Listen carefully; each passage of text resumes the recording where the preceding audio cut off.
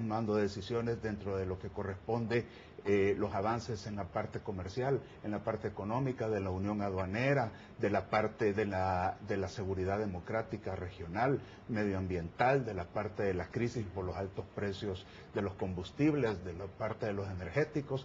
Así que yo creo que eso viene a dar precisamente ahorita, no con una mejor perspectiva hacia lo que puede ser cómo hemos venido caminando en la integración centroamericana. Yo creo que es importante restablecer precisamente el orden constitucional de Honduras y seguir trabajando de cara al fortalecimiento de la integración. La gran pregunta es si ese orden se restablece con las elecciones próximas en Honduras. Vamos a hacer una pausa y qué significa este proceso electoral que dice Micheletti no debe detenerse, pero que los demás países de la región dicen no importa qué hagan, no vamos a reconocer tampoco a ese gobierno aunque venga de unas elecciones. Eso después de la pausa. Eduardo Cáliz, ex vicecanciller de la República, con nosotros analizando el tema hondureño. Ya volvemos.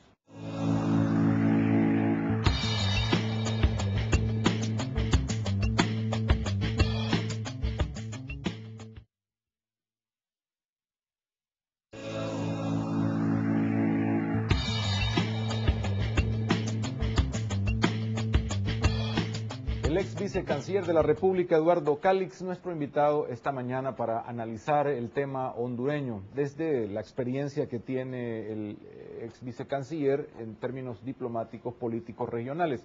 Eduardo, se dice fácil, hay que devolverle el orden constitucional a Honduras, pero precisamente, ¿qué es lo que debemos entender por ese orden constitucional? Para Micheletti es simplemente hagamos elecciones ya y sigamos adelante y se acabó el problema, todo se olvida, yo no sigo de presidente, sino que hay un presidente electo por la población. Para parte del mundo es, no, mire, hay que restituir a Zelaya y luego continuar con el proceso y hacer las elecciones. ¿Qué es lo que debería pasar aquí cuando el mundo le dice a un país, mire, usted no está haciendo las cosas bien, pero parte y gran parte de la gente de ese país pues no tiene problema en seguir por su propia línea lo que considera un proceso democrático? Yo creo que tú lo has dicho, Rafael, es importante que el orden constitucional se pueda restablecer a través precisamente de la negociación y el diálogo entre ambas partes. Mel Zelaya, el presidente de Honduras, tiene el respaldo de la comunidad internacional sin duda alguna. Y hemos visto cómo ha habido muestras de rechazo y de no reconocimiento del gobierno de facto de Micheletti en muchas instancias, tanto en organismos internacionales, a nivel bilateral y a nivel multilateral. Pero sí, el asunto es que mucha o gran parte de la población le da el respaldo al gobierno de facto por lo que se hizo en materia de lograr separar a Zelaya por haber violentado la Constitución de la República y el que se pueda llegar a establecer elecciones para poder una vez más elegir a un gobernante. Yo creo que lo importante es que aquí las partes que no han cedido y que ambas partes han estado afincadas, cada quien en sus propias tesis, en sus propias iniciativas, tienen que ceder y tienen precisamente en aras del bienestar, del bien público, sentarse y dialogar a través de la base que manifestó precisamente el Acuerdo de San José. Eso es importante porque de todas maneras, ¿qué pasa si se restablece por la fuerza una vez más al presidente Zelaya? Vas a tener una gran inestabilidad también política civil en Honduras y en su defecto, si ahorita se está creando por un lado un grupo de resistencia en favor del presidente Zelaya, vas a crear por el otro lado, si llegas a restablecerlo por la fuerza, un grupo de resistencia, los que están en contra de Mel Zelaya, y la situación se puede exacerbar. Puedes conseguir inclusive un estallido social enorme. Si no es así, y si de todas maneras lo que dicen es, con el respaldo de la comunidad internacional, pues desconocemos todas las elecciones que puedan venir en el futuro, porque mientras no se restablezcan al presidente Zelaya, no van a haber elecciones legítimas. Yo creo que también es un poco aventurado decir eso, porque hay que ver cuál es el clamor que tiene la sociedad hondureña. Hay aquí una situación muy delicada y además está dividida. Entonces es importante que las partes que son los que han causado esto se puedan sentar, puedan entenderse, dialogar y llegar a una solución pacífica. Lo peor es no hacer nada, Rafael. Y la única forma en que lo pueden hacer es con sensatez y responsabilidad, sentándose y logrando anteponer el bien público al interés particular.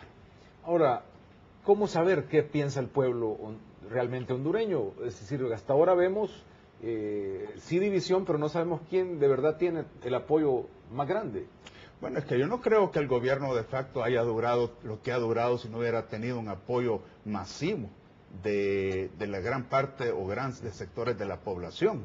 Acuérdate que también el gobierno tiene las armas, tiene la represión. Sí, pero es que el gobierno de Michelete, aparte de que está la Fuerza Armada con él, también esto es algo que fue apoyado por el sector privado, por los sectores académicos, por los Cortes Suprema de Justicia, por el Tribunal Supremo Electoral y por una gran parte de los sectores de la población viva de ese país, que ha hecho de que todavía ese gobierno se mantenga de alguna manera administrando ese país en forma interina. Pero eso no quiere decir que por el otro lado no haya respaldo. Es que eso es lo grave de esta situación. ¿Quién tiene la razón y quién no? O sea, yo no estoy de acuerdo de la manera en cómo sacaron a Zelaya, definitivamente que no era la forma en cómo lo quitaron del poder. No lo debieron haber arrebatado de esa forma. Debieron haber utilizado los mecanismos que la Constitución y las leyes de ese país les otorga para poderlo enjuiciar si ese era el caso. Pero ahorita, ante la situación y los hechos y cómo está la realidad de ese país, creo que la única salida es precisamente llegar a un entendimiento. Esta experiencia, ¿qué le deja a la diplomacia, no solo regional, sino de América Latina, con el tema de Brasil dando su embajada, pero sin una categoría, digamos, de asilo político o de refugiados, sino que simplemente Zelaya está adentro, pero todo el Estado brasileño, al menos Lula, está defendiendo la posición y pide incluso que no se irrespete la sede diplomática brasileña.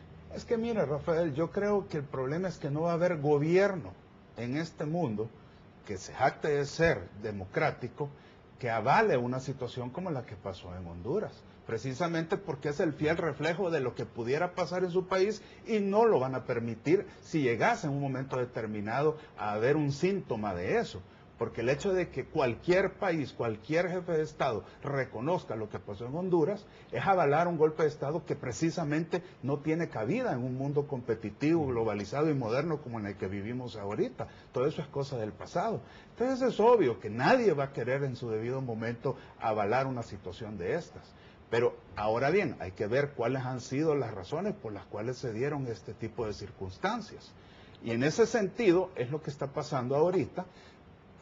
Si bien es cierto, los jefes de Estado, los mandatarios latinoamericanos han dicho, desconocemos cualquier gobierno irregular que haya surgido a raíz de este golpe de Estado, y lo que buscamos es el restablecimiento del orden institucional y además el que se restablezca el presidente que legítimamente eligieron los hondureños, pues obviamente lo que se busca es el hecho de que en su debido momento las acciones que puedan tomar la comunidad internacional de presión o de respaldo al presidente Zelaya conduzcan a esto. Por eso es que en todo caso Brasil en su debido momento ha pedido la intervención del Consejo de Seguridad de las Naciones Unidas para que el presidente Zelaya pueda ser restablecido.